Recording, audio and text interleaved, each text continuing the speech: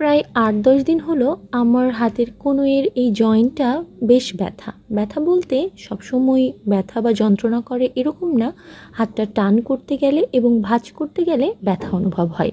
তো ভাবলাম যে হয়তো যেকোনো সময় ব্যথা পেয়েছি ঘুমের মাঝখানে বা এরকম কিছু, ভালো হয়ে যাবে। সেই জন্য আমি কোনো পদক্ষেপই গ্রহণ করিনি। কিন্তু দেখছি যে আস্তে আস্তে বেড়ে যাচ্ছে এবং আমি ভারী কিছুই বহন করতে পারছি না, তুলতে পারছি না। তো বাসায় যেহেতু বিভিন্ন ধরনের তেল আছে, তার মধ্যে একটা হলো বাতরাক্ষসী তেল। তো সেটা একদিন মাঝখানে আমার ডাক্তার সাহেব একটু দিয়ে দিল, এমন করে সেঁক দিয়ে দিল। তো প্রথম দিন দেওয়ার পরেই আমার ব্যথাটা একটু কমে গিয়েছিল, যে কারণে ওই যা হয় দ্বিতীয় দিন অবহেলায় আর দেইনি, যে ভালো হয়ে গেছে আর দিতে হবে না।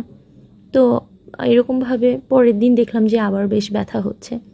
এই জন্য আজকে আবার আমি একা একাই কাজটা শুরু করে দিলাম। প্রথমে হাতে আমাদের বাতরাক্ষসী তেলটা বেশ সময় ধরে মালিশ করে নিয়েছি এবং এই পুঁটলিটা এর আগে আমরা বেঁধেছিলাম, সেই সময়ের একটা ভিডিও দেখিয়েছিলাম। বাড়ি গিয়েছিলাম, বিভিন্ন ধরনের ব্যথানাশক ভেষজ আছে এই পুঁটলিটার ভেতরে। তো সেটাকে আমি গরমে একটু তাপিয়ে নিয়ে সেঁক দিচ্ছিলাম। ২-৪ দিন এভাবে দিলেই আশা করি আমার ব্যথাটা ভালো হয়ে যাবে।